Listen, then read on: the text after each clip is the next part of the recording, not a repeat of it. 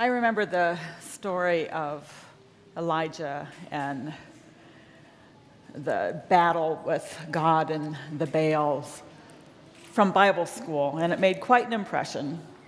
And I think this probably made quite an impression. I hope you've been staying current with the sermons since we've begun the Narrative Imperative series that started in September. Each Sunday we focus on one Bible story, which is kind of like a chapter in the overall sweeping story of God's interactions and intentions for people from creation through the early church. I'm not going to give you a recap of all of the 8 stories that we've focused on so far, but I am going to briefly connect the dots for you between last week's story and this week's story. So today's story is often called Elijah Challenges the Prophets of Baal. Last Sunday, we paid attention to King Rehoboam's story. So here are some of the dots that connect the two stories. King Rehoboam was the son of King Solomon and the grandson of King David. When he became king, he thought that it would be a good idea to get some advice on how to rule the kingdom. So first he asked the elders who had advised his father, and they gave him good advice to be less harsh than his father had been, and to lighten the yoke that his father had placed upon the people. Then he asked his friends who he had grown up with, and they gave him bad advice to rule with a heavier hand, to make the yoke even heavier. King Rehoboam listened to his friends, and that decision tore the kingdom in two, and it wasn't an even division. Israel had been made up of descendants of Jacob, who had 12 sons, so that meant there were 12 tribes. Only 2 tribes stayed with King Rehoboam. 10 tribes seceded. And now this gets just a little confusing, but it's the 10 tribes who seceded from Israel who became Israel, and the 2 tribes who remained with King Rehoboam became Judah. From here on out, 1 Kings becomes a kind of parallel story, telling the story of Israel and then Judah and going back and forth from one king to the next. And it is here that prophets begin to take on a major role.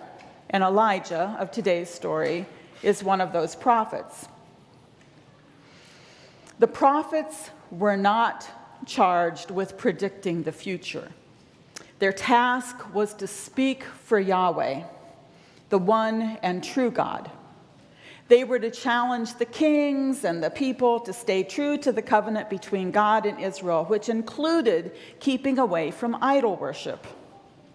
Now, each kingdom had about 20 kings, some reigning for a short period of time and others for a longer period of time. 1 Kings has nothing good to say about any of Israel's kings. And 8 of Judah's 20 kings managed a better rating. Which brings us to today's story. How'd you like those dots? Pretty good, huh? Real fast. So, today's story. Ahab was king in Israel. 1 Kings 16:33 tells us that he was the worst king yet. He did more to provoke God than any of the kings before him. And one of the things that he did was to marry Jezebel, who was from Phoenicia. Queen Jezebel brought with her her devotion to the gods of Phoenicia.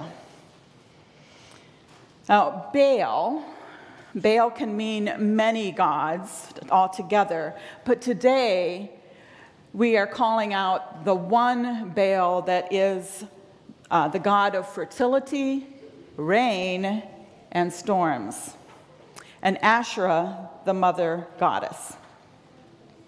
Sadly, idol worship was not new to Israel or to Judah, but Ahab took the worship of Baal and Asherah to a new level. 1 Kings 16, verse 32, tells us that he erected an altar for Baal in the capital city of Samaria. And he also set up a sacred pole to the honor of Asherah, which effectively made Baal and Asherah the official gods of Israel. And what was that very first commandment that was given to God's people?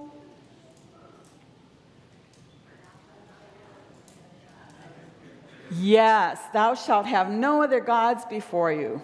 I am the Lord your God who brought you out of Egypt. You shall have no other gods before me. Pretty much broke that first commandment. Well, the prophet Elijah confronted King Ahab and gave him this word from the Lord. As surely as God lives, the God of Israel before whom I stand in obedient service, the next years are going to see a total drought, not a drop of dew or rain, unless I say otherwise. And then, because God told him to, Elijah hightailed it out of there, and he went into hiding.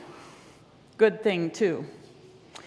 Because Jezebel was pretty mad, and she began killing off the prophets of God.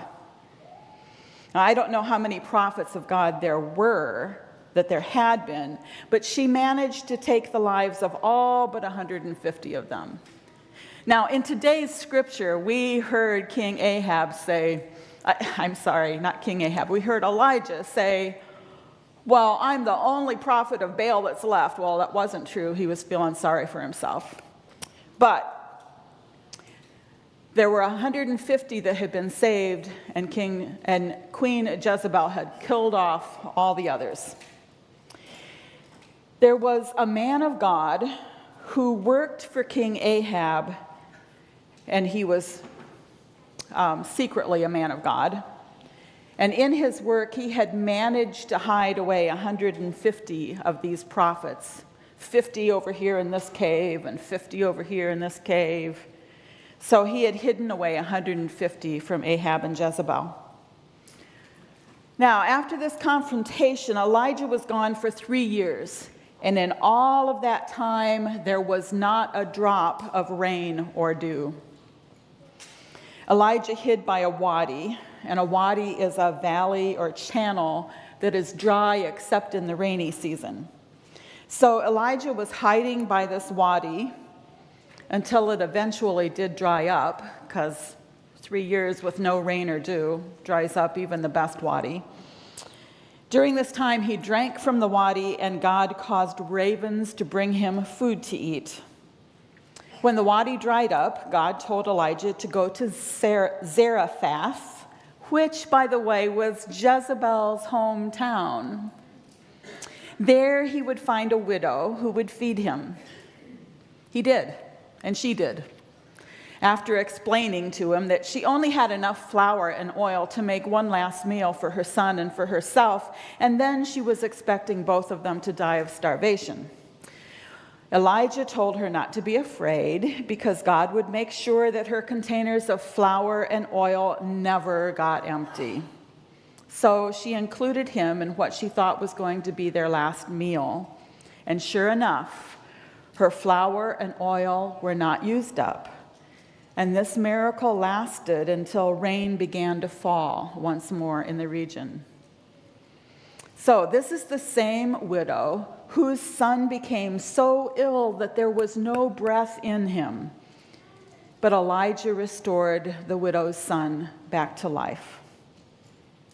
It's quite the 3 years that Elijah had, isn't it? And in all of this time, there is not a word of King Ahab requesting Baal, the god of fertility, rain, and storms, to send rain for relief from the drought. Can you imagine 3 years with not a drop of rain or dew, no moisture in the air? Can you imagine it? Well, after 3 years, Elijah received word that he should again go to confront Ahab, which brings us to the story that you heard read, that you helped to read this morning. When Elijah and King Ahab came face to face, they exchanged some heated words, both blaming the other for the famine brought on by the drought. And Elijah challenged King Ahab to a duel.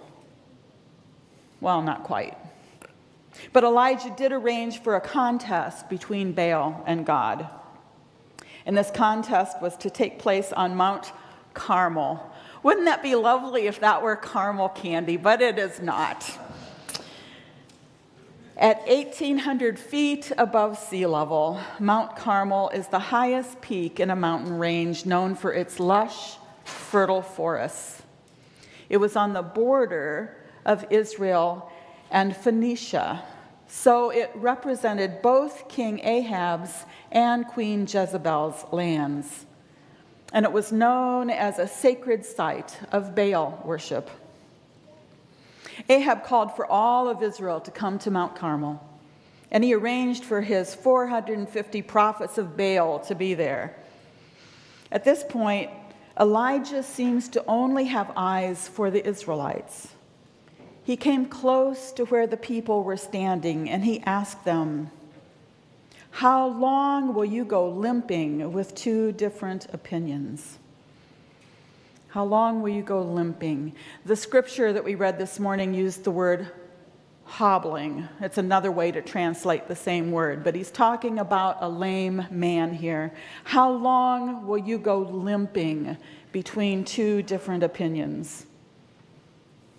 His question reminds me of Joshua's question to the Israelites generations before when they renewed their commitment to the covenant.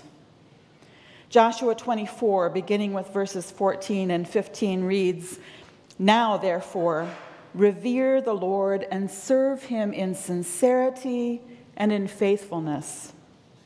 Put away the gods that your ancestors served beyond the river and in Egypt, and serve the Lord. Now, if you are unwilling to serve the Lord, choose this day whom you will serve, whether the gods your ancestors served in the region beyond the river or the gods of the Amorites in whose land you are living. But as for me and my household, we will serve the Lord." Elijah, like Joshua before him, is asking the Israelites to choose. He's asking them to remember who they are and whose they are. Our becoming statement helps us to remember who we are, who we understand ourselves to be as people of God, and who we are becoming as we cooperate with God's purposes. Silverwood's Worship Commission has asked that we find ways to keep our becoming statement before us. So we're going to take a moment, and here you're going to read again. This is a highly participatory worship service today.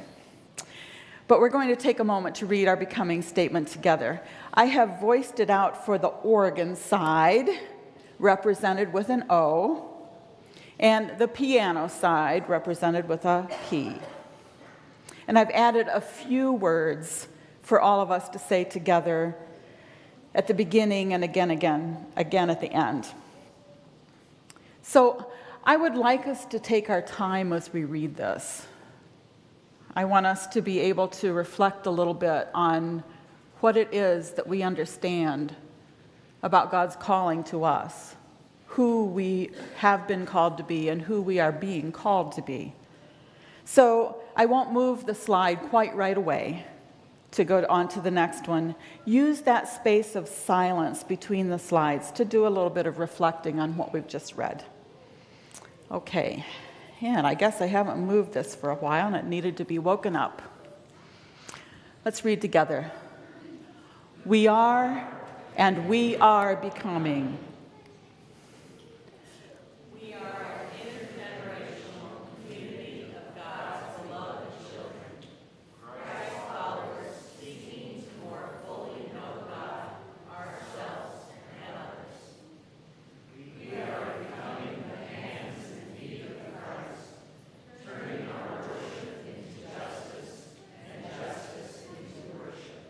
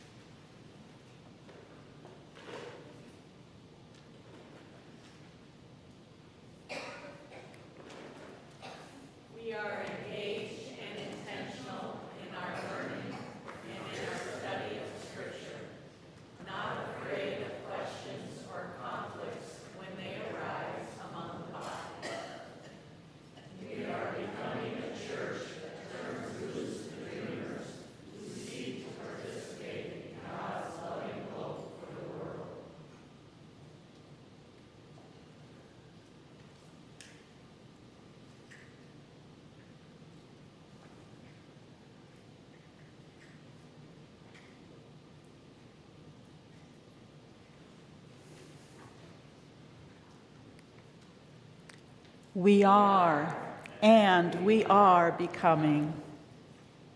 Thank you. The Israelites were a people called by God to be a light to the nations, but they were having a difficult time becoming who God called them to be. It is challenging at times, isn't it? Especially when there are competing voices vying for our allegiance.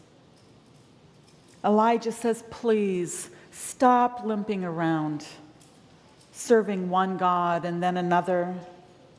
Choose the one and only God. Choose Yahweh, who brought your ancestors out of slavery into this land. Remember who you are. And then begins the contest to help the people remember who God is. 2 altars, one that had been used frequently for Baal worship, and the other in disrepair, intended for the worship of God. 2 bulls for sacrifice. And one thing that I didn't know as a child is that the worship of Baal often involved a much more difficult sacrifice than that of a bull. 450 prophets of Baal and 1 lone prophet of God, and no fire provided for either altar. And even though the people had had no words to say when Elijah asked them to stop limping and to decide which God they were going to worship and serve, now, as the terms of the contest were described, they spoke up. Well spoken, they said. And so the contest began. Those 450 prophets of Baal went first. While Elijah watched, they called on the name of Baal from morning until noon, but nothing was heard from Baal. Elijah began to mock them, spurring them on to greater cries and pleadings, but still no answer and no response. By mid-afternoon, the prophets of Baal had begun to hurt themselves in their frenzy to get a response from Baal, but still nothing. By evening, it was Elijah's turn. Imagine it. Instead of the sounds of 450 men yelling and screaming and hurting themselves in an effort to arouse Baal, one lone voice invited the people to come closer to the altar of God. And Elijah began to rebuild that altar. He placed 12 large stones around the base of that altar, which should have reminded the people of the 12 tribes of Israel, the sons of Jacob, from whom their name Israel came. Then he made a large trench around that altar, placed wood upon the altar and the sacrificial bull on the wood. Then he did a most astounding thing. In this time of extreme drought, he asked that 4 jars of water be brought and poured upon that altar. And then again, and again. And if you're counting, that is 12 jars of water, the same as the 12 stones, the same as the 12 sons of Jacob. Jacob, who wrestled all night with God and then received a new name, Israel, their name. Remember who you are. There was so much water that the bull and the wood were drenched, and the water filled the trench that Elijah had made, so much water. And only then did Elijah begin to pray. And no, he didn't call for God to rain down fire. He didn't ask for that. What he prayed was that God would help the Israelite people to remember who God is. He prayed, "O Lord," and he used the name that was revealed to Moses at the burning bush, "O I am." Great I am, God of Abraham, Isaac, and Israel, let it be known this day that you are God in Israel, that I am your servant, and that I have done all these things at your bidding.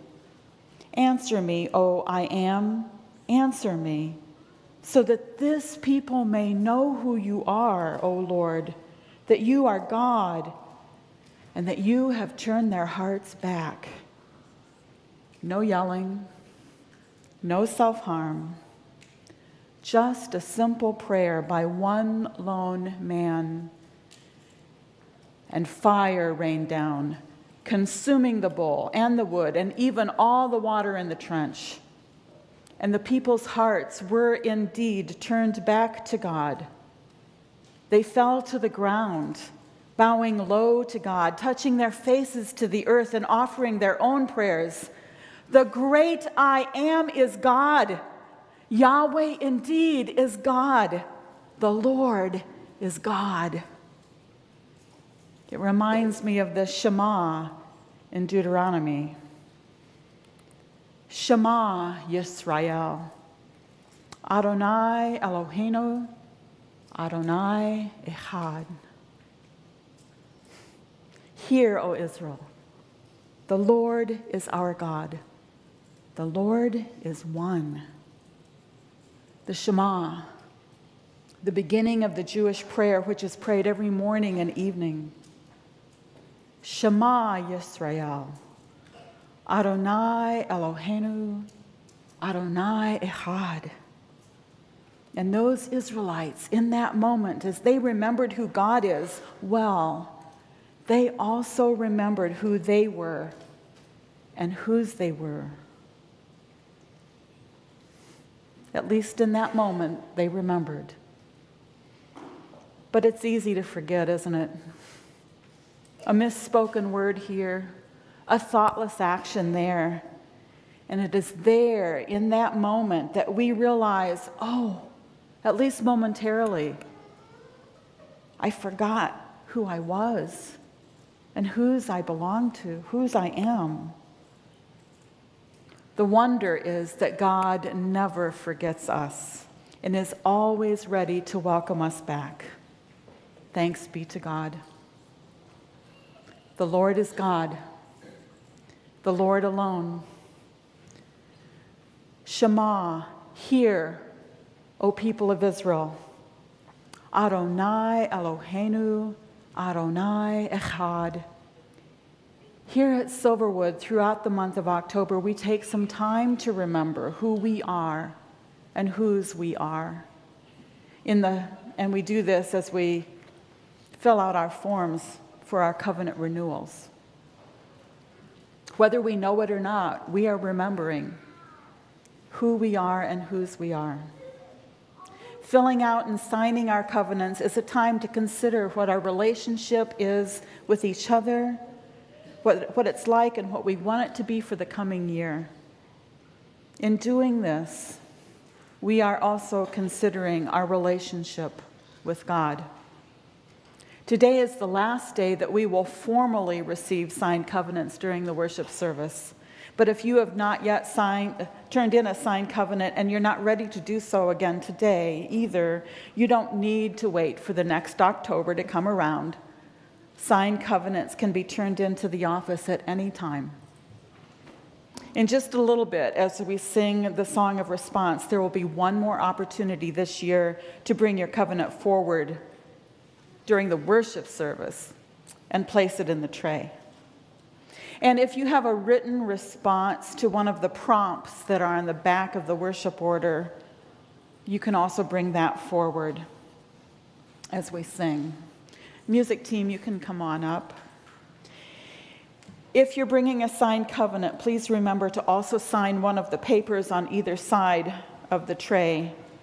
These pages of names, together with the stories responding to the prompts, will be placed in the notebook we are calling the Book of Lives. And we will make this notebook available for your reading pleasure after all of the pages with the names and the stories have been placed in protective covers. So let's join together in song.